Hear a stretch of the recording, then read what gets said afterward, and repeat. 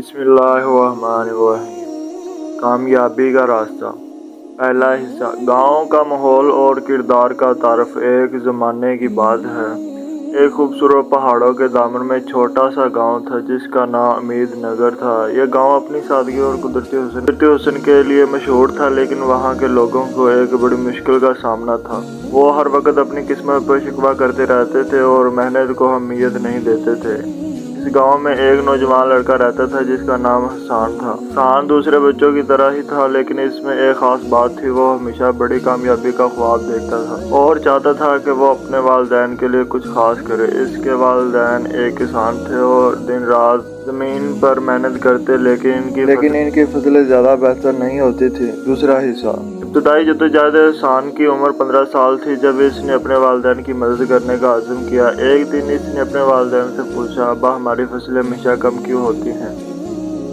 क्या कोई और तरीका नहीं आजमा सकते? इसके वालिद ने एक थकी हुई मुस्कुराहट के साथ जवाब दिया, बेटा, मैंने अपनी ज़िंदगी में हर तरीका आजमा लिया है, लेकिन ये ज़मीन ज़्यादा पैदावार नहीं दे सकती। बस किस्मत का खेल है। हसन को ये जवाब मुतमईन नहीं कर सका। वो कुछ नया करने सोचने लगा। इसने फैसला किया कि वो शहर जाकर नए तरीके सीखेगा ताकि अपने गांव ज़मीन को ज़्यादा पैदावार देने वाली बना सके। तीसरा हिस्सा। शहर की ज़िंदगी और नई दरियाफ्तें। हसन अपने वालिदैन से इजाज़त ले और शहर रवाना हो गया। शहर में जाकर इसे अंदाज़ा हुआ कि दुनिया बड़ी और पेचीदा है।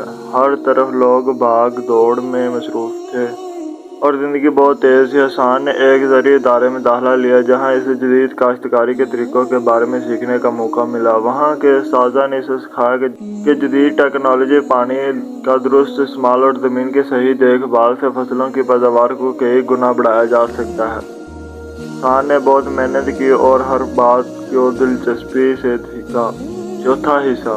मुश्किलें और अज़्म। एक दिन हसन को गांव से एक खत मिला जिसमें लिखा था कि इसके वालिदैन की माली हालत मज़ीद ख़राब हो चुकी है और इनके पास खाने को भी बहुत कम है। ये सुनकर हसन का दिल दुख से भर गया, लेकिन इसने हार मानने की बजाय और ज़्यादा मेहनत का अज़्म किया। जब इसका कोर्स मुकम्मल हुआ तो वो वापस अपने गांव लौट आया। वहाँ के लोग हैरान थे कि हसन क्या सीख कर आया है और वो किस तरह ज़मीन को बेहतर बनाने का इरादा रखता है। कुछ लोग इस पर हंसते थे और कहते थे, ये शहर के तरीके यहाँ नहीं चलेंगे, ये सब फजूल बातें हैं। लेकिन हसन ने किसी की बात का बुरा नहीं माना और अपने काम में लग गया। इसने ज़मीन के मुख्तलिफ हिस्सों में तजुर्बात शुरू किए और जदीद तकनीकों का इस्तेमाल किया। पाँचवां हिस्सा। कामयाबी की पहली झलक। महीनों जब फसल तैयार हुई तो इसकी पैदावारी सलाहियत हैरानकुन थी। इसकी कामयाबी को देखकर दंग रह गए। इसके वालिदैन की आंखों में खुशी के आंसू थे।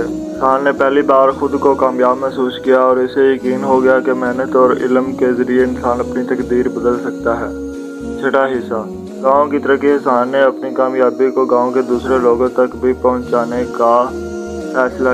इसने गांव के नौजवानों को जमा किया और उन्हें जदीद तरीकों के बारे में सिखाया। शुरू में लोगों ने कुछ हिचकिचाहट का मुजाहरा किया, लेकिन जब उन्होंने हसन की फसलों की कामयाबी देखी तो वो भी इसके साथ शामिल हो गए। कुछ ही सालों में उम्मीद नगर के लोगों की जिंदगियों में तब्दीली आने लगी। वहाँ की जिंदगी और ज़मीन अब सोने जैसी थी और फसलों की पैदावारी सलाहियत में भी बेहद इजाफा हो चुका था। लोग जो पहले अपनी किस्मत पर शिकवा करते थे, अब मेहनत को अपना शार बना चुके थे। सातवां हिस्सा। एक नया आगाज। हसन की मेहनत और अज़्म की वजह से न सिर्फ इसका गांव खुशहाल हुआ, बल्कि इसने अपनी ज़िंदगी का मकसद भी पा लिया। वो अब दूसरे गांव में भी जाकर लोगों को सिखाने लगा और इनकी ज़िंदगियों में बेहतरी लाने की कोशिश करने लगा। इस गांव के लोग अब इसे कामयाबी का निशान कहकर पुकारते थे और हसन ने हमेशा लोगों को ये सबक दिया कि कामयाबी कभी किस्मत का खेल नहीं होती, बल्कि ये मेहनत, इल्म और मुस्तकिल मिजाजी का नतीजा होती हैं। हसन की कहानी हमें ये सिखाती है कि इंसान अगर मेहनत करे, इल्म हासिल करे और मुश्किलात का सामना करने का हौसला रखे तो कोई भी चीज़ नामुमकिन नहीं। जो लोग अपने ख्वाबों का पीछा करते हैं और इनके लिए मुसलसल मेहनत करते हैं, वही असल में कामयाब होते हैं। अखलाकी सबक। कामयाबी का रास्ता मेहनत और इल्म से होकर गुजरता है और जो लोग अपनी मेहनत पर यकीन रखते हैं वो अपनी तकदीर खुद लिखते हैं।